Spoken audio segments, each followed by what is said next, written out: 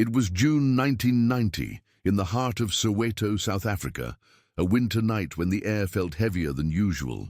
A soft mist hung low over the township, catching the dull glow of streetlights that flickered above rows of tin-roofed houses. Somewhere beyond the quiet hum of radios and distant laughter, a scream cut through the night, short, sharp, and then gone.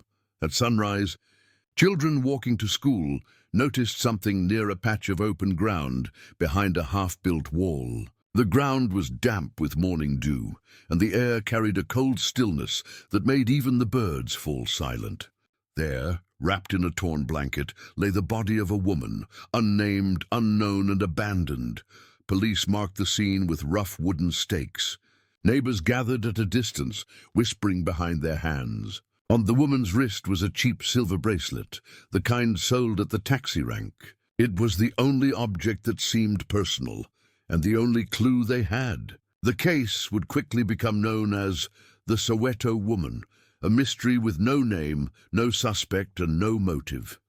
Detectives searched through the morning light, but footprints faded into the dust. No one came forward. No one claimed her. Within weeks, the file was closed and stored deep inside a brown cabinet at the Orlando police station.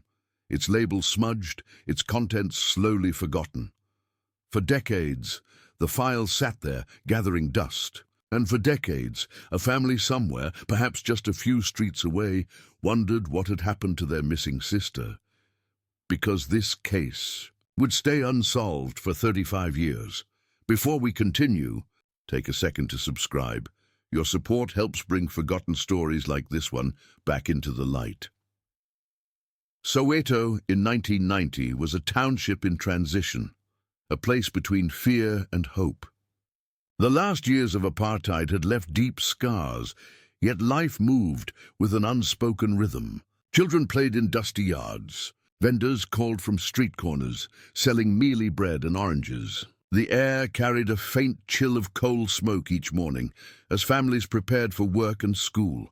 Among the thousands who called this place home was Nomsa Khumalo, 32 years old, quiet and steady. She worked as a domestic helper in a white suburb across town, leaving before dawn and returning after dark. Her neighbors described her as reserved but dependable, someone who greeted others with a polite nod rather than a conversation. The soft shuffle of her shoes on gravel was a familiar sound on early mornings.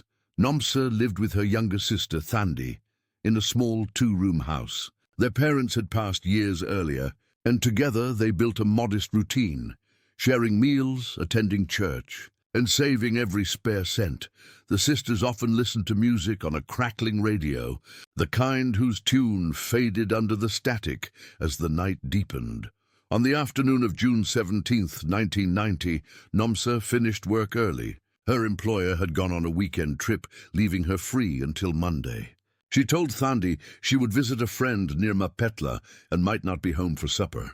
She wore a blue dress, a wool coat, and her favorite silver bracelet, the one her mother had given her before she died. The sky was grey, and light rain tapped softly against the window as she left. That evening, Thandi waited for her sister to return. The kettle hissed on the stove. Shadows stretched across the small kitchen walls. When darkness settled, she began to worry. Nomsa was never late without sending word. She checked with the neighbor who shared their yard. No one had seen her. The night outside grew colder, the streets quieter than usual. By morning, Thandi reported her sister missing at the local police station. Officers filled out a form and asked a few questions. What was she wearing? Where was she last seen? Did she have enemies? Thandi shook her head. Nomsa kept to herself. She didn't drink, didn't go to shebeens, and had no boyfriend that anyone knew of. The officer's pen scratched slowly across the paper and then stopped. Posters were printed and taped to lampposts, but few people noticed them. It was a time when disappearances were not uncommon. Some were political, some criminal, and some simply forgotten. Families learned to grieve quietly, without hope of answers. 3 days later, children found the body near a construction site less than 2 kilometers from Nomsa's home. The police came again, this time with cameras and white gloves. Thandi identified the body through tears, her hands trembling as she pointed to the bracelet. The wind carried a low hum across the open field, and the officer quietly covered the woman's face. The autopsy was brief. The pathologist noted signs of struggle, bruises on her arms, a fractured rib, and ligature marks on the neck. There was no sign of sexual assault. The estimated time of death was the night she went missing. But beyond those details, there was little to go on. The report ended with 2 words: no leads. The funeral was small. A wooden coffin, a short sermon, a few songs from the church choir.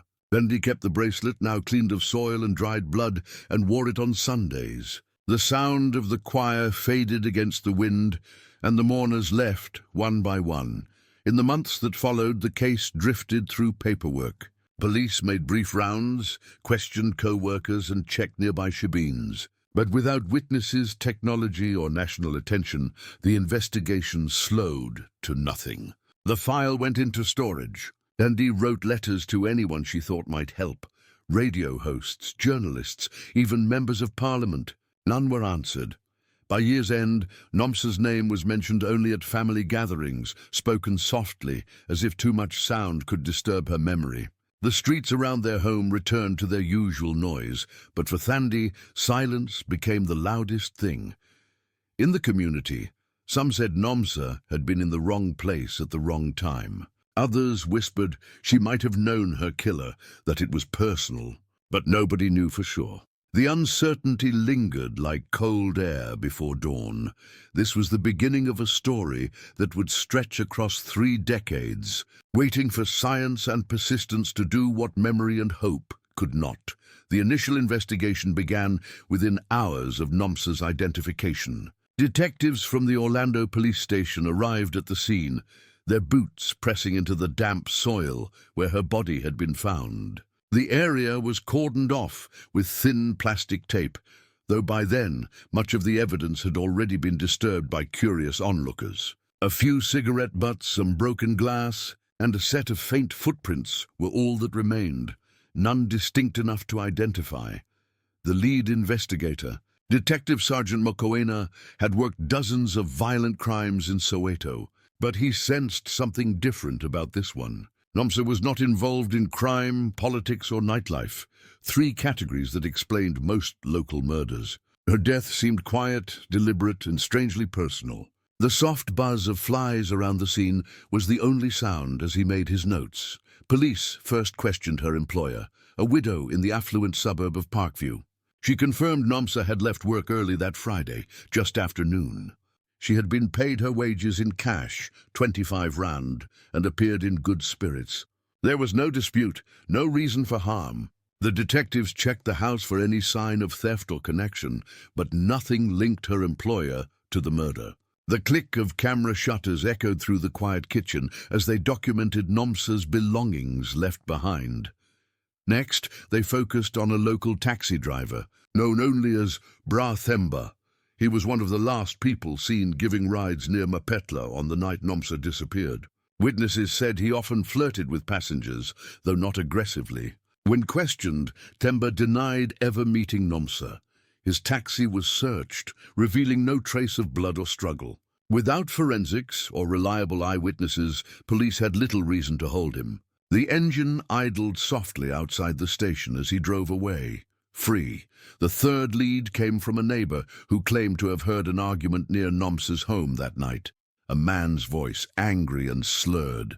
She thought it might have been a local man named Sello, known for drinking and causing trouble. When police found him 2 days later, he was sleeping under a bridge near Klipsprut. His clothes were torn, his speech disoriented. He denied involvement, insisting he hadn't even been in that part of Soweto. His laughter broke into coughing as he swore his innocence. He was briefly detained, then released when no evidence tied him to the scene. In those early months, investigators built a thin file, 3 potential suspects, no forensic proof, and a timeline with too many gaps. The sound of typewriters filled the station office as clerks documented every unconfirmed rumor and abandoned lead. One officer later admitted that much of the file was educated guessing, based on gossip rather than science. By late 1991, the investigation had stalled completely. The country itself was shifting. Apartheid was ending, and police resources were pulled toward political violence and large-scale unrest. Cold cases like Nomsa's were quietly deprioritized. Mokoena requested the case remain open but inactive, knowing it would likely fade into the archives. The light from his desk lamp flickered as he signed the final report. Thandi continued to visit the police every few months. Each time she was told the same thing: "We're still looking," but nothing ever changed. The detectives she met grew older, transferred or retired. Her file gathered dust, the edges curling with age. By 1993, community frustration began to rise. A small article appeared in the Soweto newspaper describing Nomsa's unsolved case among a list of township murders. The headline read, "Too many, too forgotten." Residents began holding small vigils for missing and murdered women, candles flickering under the night sky, prayers whispered between moments of silence. The faint hum of hymns drifted across the empty lots, reaching the place where Nomsa had died. In the following years, several rumors circulated. One said a local gang had been using abandoned lots to threaten witnesses. Another suggested that Nomsa's murder was mistaken identity, that someone else had been the intended target. A third rumor claimed the killer had left the country after 1994, taking advantage of the political chaos. None could be verified. When DNA testing began appearing in South African investigations during the early 2000s, Thandi's hopes briefly revived. She contacted the police again, asking whether her sister's samples had ever been collected. The young officer on duty looked through the old archive log. The box containing Nomsa's evidence was still there, but the contents were degraded, the labels fading, the storage conditions poor. The air in the records room smelled of old paper and dust. No biological material could be used. Detective Mokoena, now retired, spoke to a journalist in 2004. He said the Soweto woman case had never sat right with him. In his view, it was likely someone close to Nomsa, someone the community would have recognized. He mentioned that if modern techniques were applied, fingerprints, familial DNA, digital databases, it might be solvable. The interview received little attention at the time, but Thandi clipped the article and kept it folded inside a Bible. For nearly 3 decades, the file remained untouched. From time to time, rookie detectives reviewed old cases for training, flipping through faded pages of reports. Nomsa's file stood out for its brevity: a few typed pages, black and white photos, and one piece of jewelry in a small evidence bag. The plastic crinkled faintly under fluorescent light each time it was opened. By the mid-2010s, Soweto had changed beyond recognition. The dirt roads were tarred, new schools built, and life carried on. But for those who remembered Nomsa, the case was a reminder that justice in South Africa often depended on time and luck. Then, in 2019, a new cold case initiative was launched by the South African Police Service's Forensic Science Division. They began reviewing unsolved homicides with potential for DNA comparison. When analysts opened the archive boxes from the 1990s, they found Nomsa's file among the first dozen. Inside was the silver bracelet preserved in a sealed bag. On its clasp, barely visible under magnification, was a trace of dried blood not belonging to Nomsa. But that discovery, and the long-delayed spark of justice, was still years away. For now, the last entry in the police log remained simple and haunting: case inactive. No further leads. The trail went cold. The years that followed Nomsa's death weighed heavily on her sister Thandi. She continued to live in their small Soweto house, keeping it much as it had been in 1990.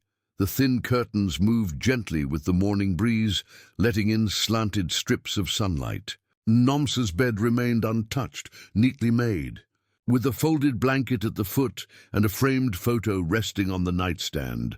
Every Sunday, Thandi walked to church, carrying a small handbag that held her sister's bracelet.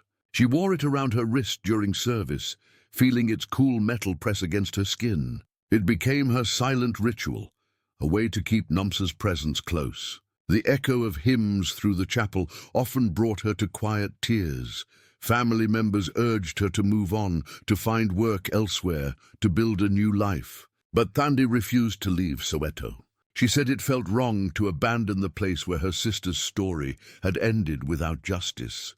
Over the years, she worked at a local clinic, helping patients fill out forms and measure medication. The soft click of pill bottles and papers filled her days, but the emptiness followed her home each night. In the community, people still remembered Nomsa, but memory has a way of fading into whispers. New tragedies came, new faces were lost, and her name slipped further from daily talk. By the mid-1990s, her story was known mainly among churchgoers and older residents. They referred to her case as that woman behind the wall, a reminder of how quickly the world moved on. Thandi found occasional comfort in small acts of remembrance. On anniversaries, she left a bouquet of wildflowers at the spot where Nomsa had been found. Sometimes children walking by would ask what she was doing. She would tell them quietly, "I'm visiting my sister." The sound of passing taxis filled the background, fading into distance as she stood alone by the open ground. In 2000, the lot where Nomsa's body was discovered was developed into housing. The construction erased the last physical trace of the crime scene. Thandi stood at the edge of the new street, watching workers pour cement over the soil. The smell of wet concrete mixed with cold morning air, and she whispered a small prayer under her breath. She told herself that maybe this was what her sister would have wanted, life continuing where tragedy once lived. As years passed, South Africa changed. Democracy, elections, new leaders, but for many families of unsolved murders, change came without answers. By 2010, the walls of Thandi's home bore the faint marks of time, the paint peeling in corners, the photos slightly faded. She had grown older, slower and quieter, but her conviction remained steady. Every few months, she called the Orlando police station to ask about progress on her sister's case. Each time she heard the same words, "We're still checking." The loss of Nomsa shaped the way Thandi viewed the world. She became a quiet advocate for victims, volunteering with church groups that supported families of missing persons. She helped others write letters, the same way she once had, even when she knew those letters rarely found replies. The hum of a small ceiling fan filled the room as she worked, surrounded by folders, names and dates. In Soweto's broader community, the case left a lingering unease.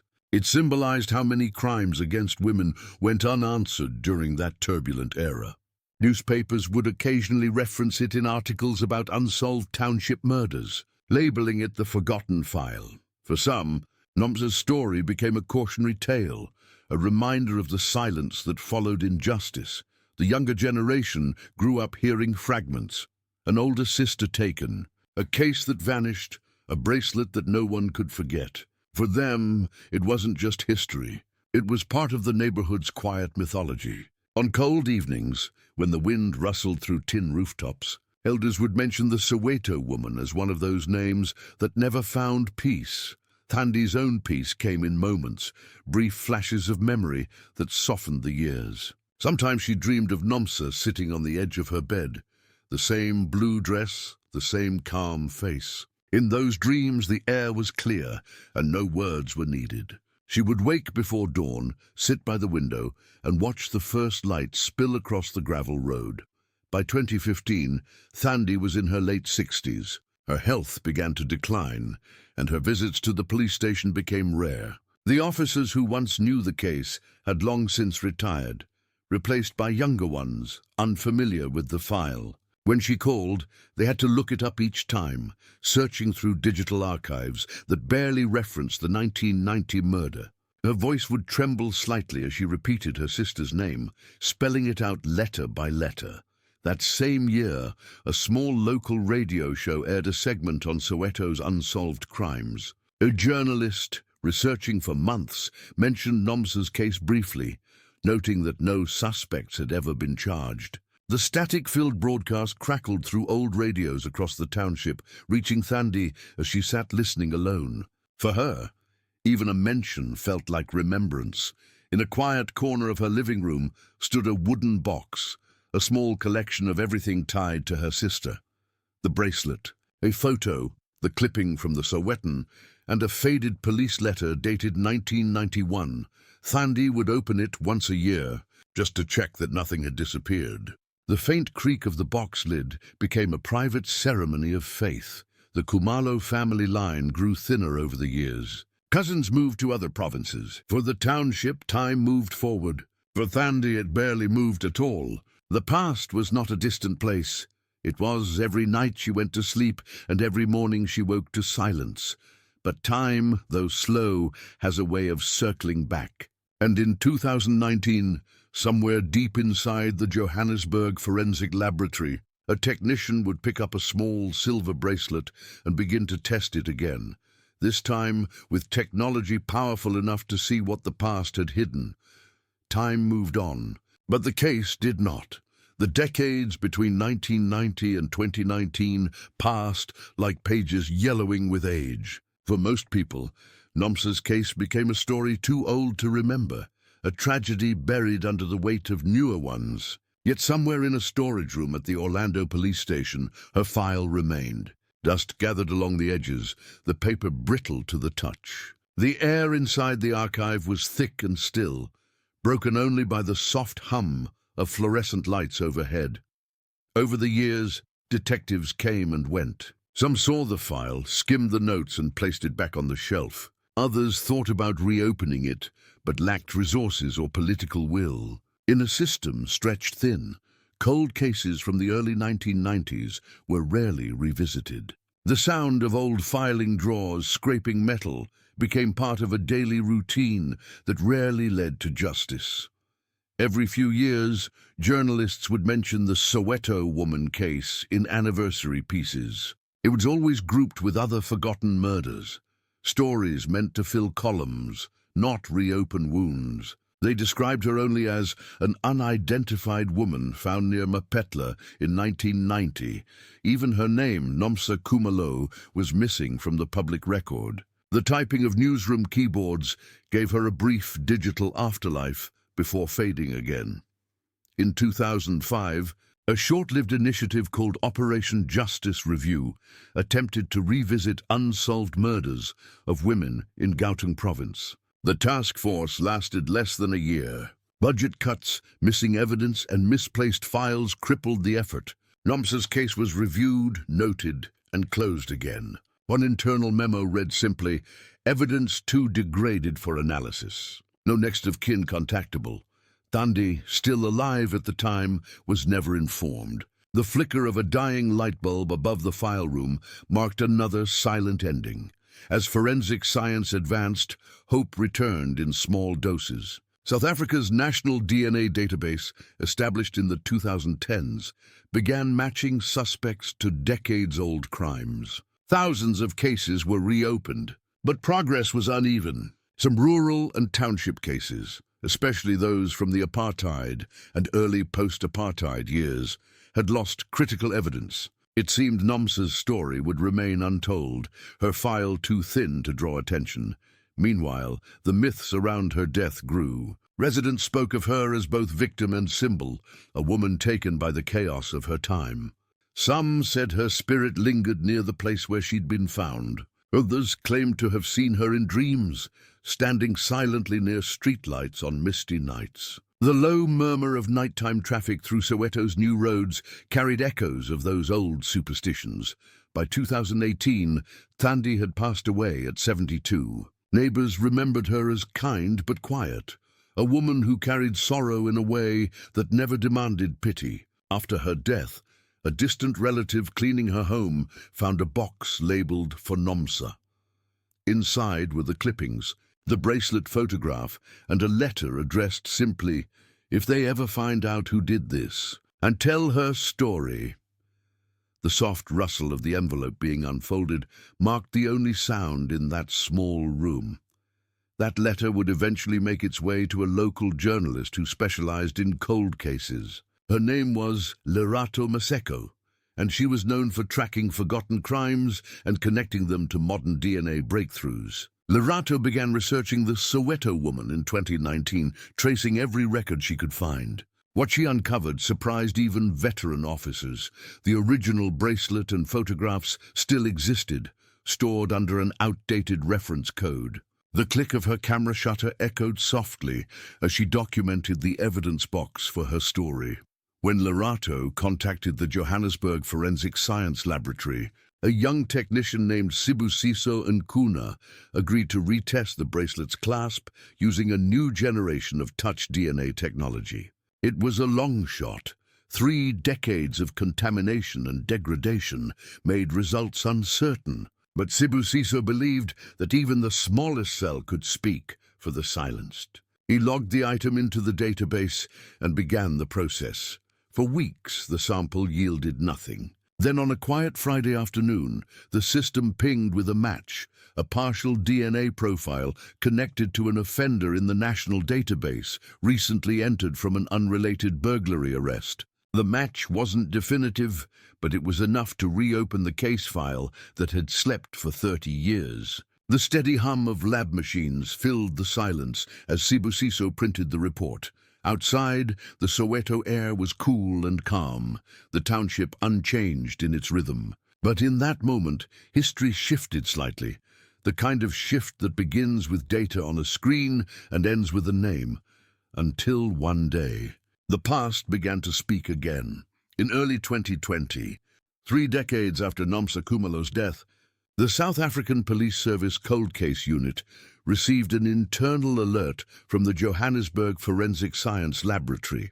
A partial DNA match had surfaced from a national offender database, connected not to a stranger, but to a man once familiar to the township. Sello Dlamini. The name had appeared before. In the original 1990 file, Sello was one of the first suspects questioned and released. Back then, testing was primitive, and he'd been cleared for lack of evidence. Now his DNA had turned up from a recent arrest, a petty theft at a scrapyard. The steady beep of the lab's computer monitor confirmed what years of detective work never could. The sample on Nomsa's bracelet matched. Sello's genetic profile with 99.84% certainty. Detective Captain Zanele Mthembu, assigned to the cold case review, reopened the investigation. She was known for her patience and precision, the kind of officer who believed old cases carried living voices. Sitting in her small office, she read through the yellowed reports, tracing every faded note and fingerprint card. The low hum of her desk fan filled the silence as she realized how close the police had come in 1990, and how easily they had let the truth slip away. Sello was now 56, living in Diepkloof, less than 10 kilometers from where Nomsa had died. He worked odd jobs, mostly metal collection, and had multiple minor offenses over the years: theft, public drunkenness, assault. Nothing about his record screamed killer, yet the DNA did not lie.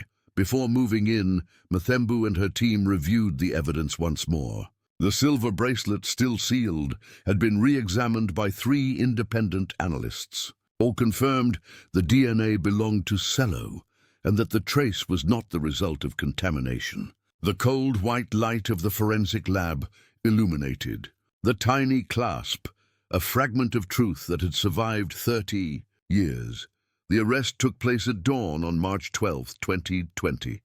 Officers arrived quietly at Sello's house, a single-room shack made from corrugated metal. The door creaked open in the grey light, and he appeared half asleep, wrapped in a blanket. When told he was being arrested for murder, he stared in disbelief, muttering that it must be a mistake. But as the cuffs clicked around his wrists, something in his eyes shifted, not confusion, but resignation.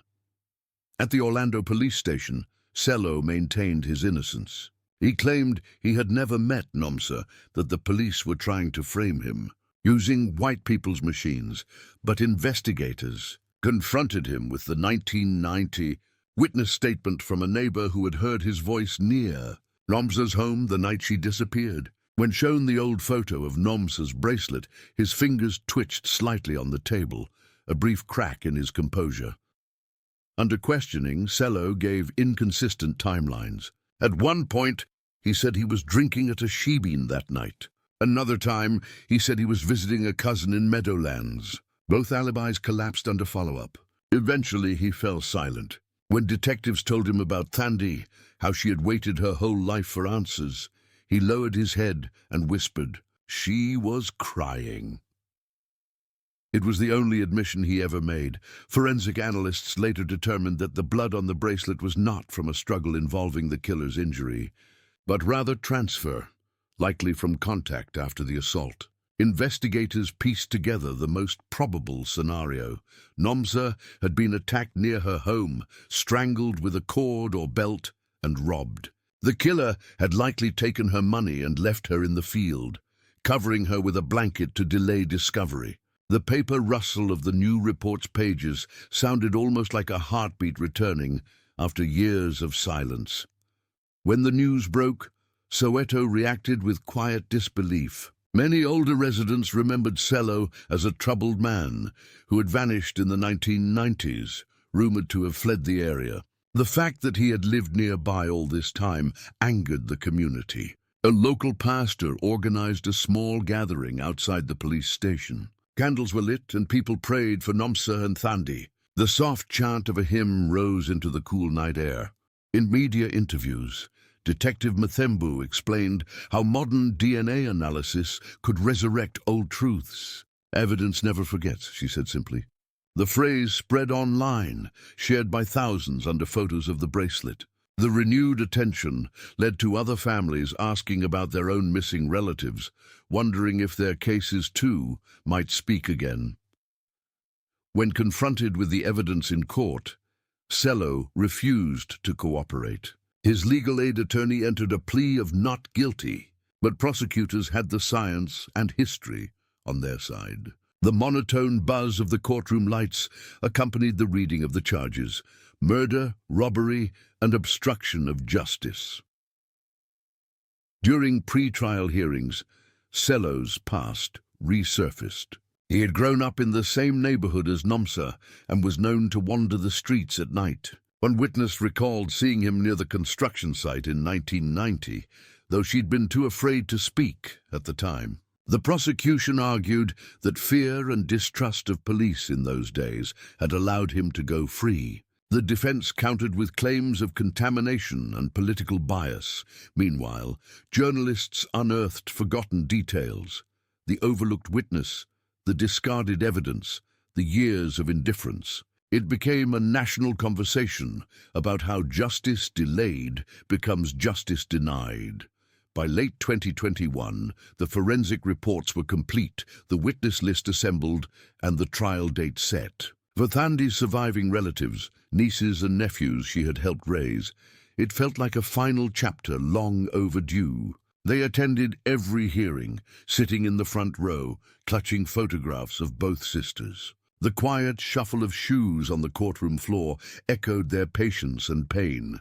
When asked why he killed her, Sello offered no answer. But in one of the final interviews before sentencing, Detective Mthembu reflected, "Sometimes killers think time buries their crime, but time is a patient witness." Outside, the Soweto wind carried the same cold air that had once filled that field in 1990. This time, though, it passed through a community that finally had a name and a face to attach to its ghost. Justice had finally arrived, but at a cost. The trial of Sello Dlamini began in March 2022 at the Johannesburg High Court.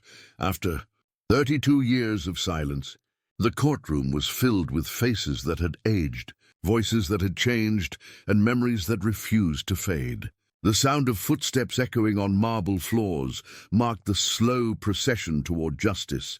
Prosecutors built their case carefully. They presented forensic evidence linking Sello's DNA to the blood on Nomsa's bracelet, along with the revived witness testimony that placed him near the scene on the night of her death. They argued that robbery was the motive: small cash, a quick act of violence, and a poor attempt at concealment. The defense claimed the DNA sample was too degraded, that police had made procedural errors, that too much time had passed. The steady hum of courtroom air conditioning underscored each cross-examination, calm but relentless. When the bracelet was shown to the jury, sealed behind a transparent case, The room fell silent. It gleamed faintly under the overhead lights. The same bracelet that had once wrapped around Nomsa's wrist, now carrying the last whisper of her story. A forensic expert explained how even decades-old biological traces could survive when sealed properly. "This clasp," he said, "held the truth longer than any witness could." The soft click of the exhibit case closing marked a turning point in the trial. During closing arguments, the prosecutor spoke not only of evidence but of time, how it had failed the victim, how the system had failed her sister, and how science had redeemed what human neglect had forgotten. The jury deliberated for 2 days. When they returned, the verdict was clear, guilty on all counts. Cello showed little emotion as the sentence was read: life imprisonment without parole eligibility for 25 years. Outside the courthouse, the air was cool and still. The faint murmur of reporters adjusting microphones filled the steps as the verdict spread across the media. For many South Africans, the case became more than a solved murder. It became a reflection of justice long delayed, but never entirely lost. Thandi did not live to see this day, but her name was spoken often throughout the proceedings. Her persistence, her letters, and her careful preservation of the evidence had kept the story alive long enough for science to finish it. During sentencing, the judge referenced her devotion. "She may not be here, but her determination is." The gavel struck once, sharp and final. After the trial, Nomsa's surviving relatives organized a small memorial near the site where she had been found. The old open ground was now a row of modest houses, but they gathered at the edge of the street, lighting candles and placing a plaque engraved with her name. The plaque read, "Nomsa Khumalo, 1958 to 1990. Forgotten for a time, never erased." As evening fell, children played nearby, their laughter mixing with the soft crackle of candles in the wind. A local pastor spoke about truth, forgiveness, and endurance. He said, "Justice can wait decades, but it never sleeps." Those words echoed what Thandi had believed all her life. In the months following the verdict, the case inspired the Gauteng Cold Case Initiative, a program dedicated to revisiting unsolved murders from 1975 to 2000. Officers across the province began reopening files once thought impossible to solve. DNA technology, now more accessible, gave voice to victims whose stories had grown silent. Nomsa's case became part of training material for new detectives, not as a tale of tragedy, but of perseverance. The soft rustle of turned pages in police classrooms carried her name into the next generation of investigators. Journalist Lerato Maseko, who helped revive the case, produced a short documentary titled The Bracelet. It aired nationally, viewed by millions. In the final scene, she stood outside the courthouse, holding the same evidence photo she had discovered years earlier. Her narration closed with a line that resonated far beyond the story itself. "Some truths don't surface, they wait to be found." The quiet sound of city traffic behind her voice underscored the moment's calm weight. Today, the file that once gathered dust sits inside a glass case at the SAPS Cold Case Archive in Pretoria, preserved not as a symbol of failure, but of endurance. Visitors can see it, the bracelet, the faded photograph, and a single page from Thandi's handwritten letter. The dim light above the display flickers softly, illuminating the words she once wrote, "If they ever find out who did this, tell her story." Nomsa's story has now been told, and though her life ended on a cold winter night in 1990, the truth she left behind continues to move quietly through the years, reminding every investigator, every listener, and every viewer that time may hide evidence, but it cannot destroy it. Justice had waited 30 years to speak, and when it did, the voice was calm, steady, and unforgettable. Justice can wait decades, but truth never dies. Subscribe to keep these stories alive, and comment where you're watching from, because every voice that listens helps another case find the light.